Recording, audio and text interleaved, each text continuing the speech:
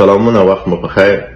نه د خلیلزاد د تک څخه کابل د ټول خبر است، اگر چې بهانه داده چې دا د بندیانو د خوشي کېدو لپاره خبره وه، ولې دا دیدارونه ټول عمر استخباراتي وي.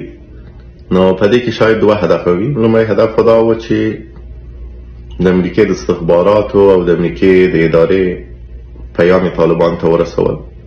نو هغه پیام چې هر څه و والله اعلم.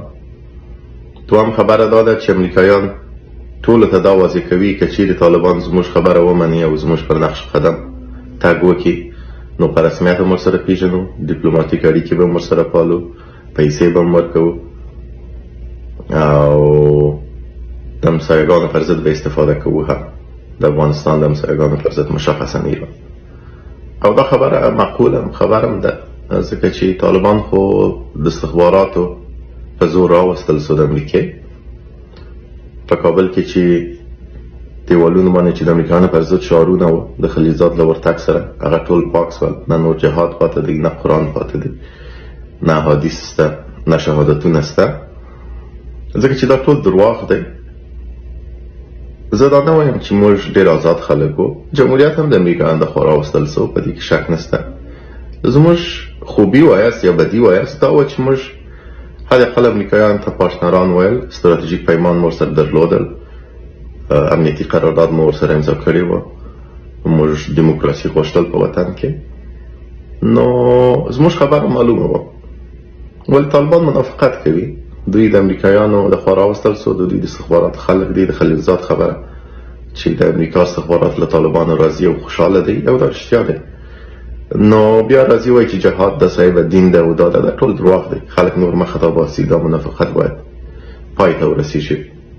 زه خپله دې شیانو ته ډېر خوشحاله یم. خوشحاله په دې یم چې کرار به ولس هوښیاران کېږي، دوی به ګوري چې نورو بچیان د جهاد او د دین په نوم قرباني ته نه وراستو. نه جهاد شته وروره، نه دین شته. دا ګرده استخباراتي معاملې دي چې ستاسې بچیان پکې کې وژل کېږي. گپ دومی است که وقتی که ترامپ مقرر شد، مخالفان طالب، بعض جبهات مقاومت یگان تای دیگه خیلی خوش بودن که پرزیدنت ترامپ آمد. حالا ما طالبان ما کار داریم، تو میکنیم، صاحب تو میکنیم، یگان تا کمپاین هم برای ترامپ کردند. باز مشاور امنیتش و وزیر خارجیش مقرر شد. همین جبهه مقاومت، احمقای جبهه مقاومت خیلی خوش بود که چهره های ضد طالبانی مقرر شد. ما ایران به این بودم که در چهره را چی میکنی، خواستگاری خوروان نمیکنه. عمل ضد طالبانی کجاست؟ و عمل ضد طالبانی وجود نداره. به این دلیل نداره که طالب در نکاح استخبارات امریکا است و وقتی که شاه و روس راضی باشن با ما و شما در بینشان جایی نیست که گپ بزنیم.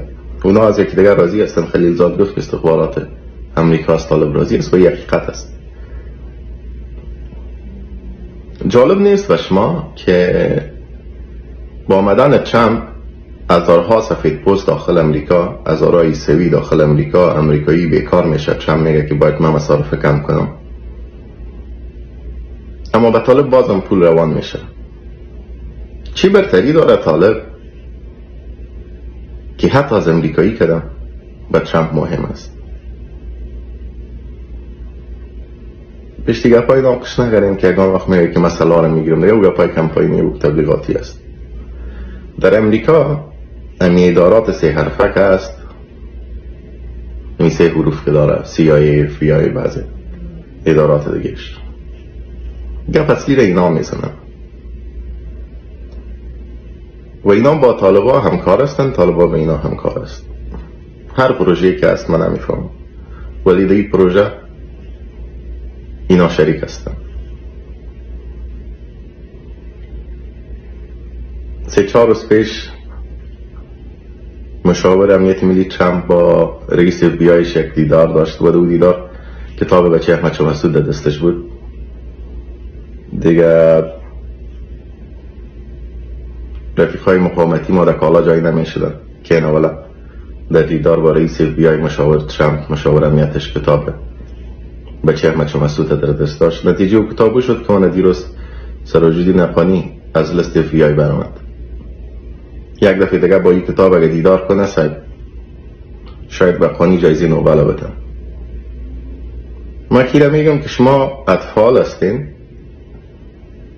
احمق هستین، باور کنین این توهین نیست، در سیاست هستین. شما نمیدونین که چی جریان داره. امریکایا بالای شما هیچ وقت اعتبار نمیکنن. چرا اعتبار نمیکنن؟ یکی خب میفهمه که زور نیست اوجا، کل گپ شما دمی تویتر و تیک تاک هست.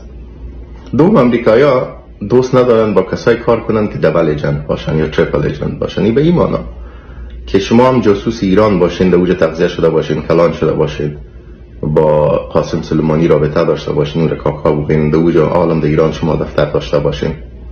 بعد 1 سال میشه که با استخبارات پاکستان هم تماس گرفتین، اونجا دفتر گرفتین، براتون پول میتن و شما بیاین با کوشش کنین که با استخبارات امریکا هم کار کنین. امریکا این رقم کار نمیکنه.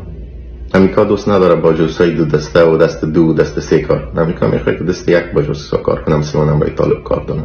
از پاکستان گفت که خود جدا که امریکا کار میکنه. به این خاطر امریکا سر شما باور نداره. و دی 4 سال کدام برنامه نداشتین، هیچ چیز نداشتین. همین کسایی خودم مخالف طالب میگه وقت ضایع کردن. و ما از اولی چیزا گفته بودم، او روز گفتم که این جبهات به خاطر جور شده که یک جبهه واقعی و مردمی در مقابل طالب ایجاد نشه. اینا رو مصرف کردن.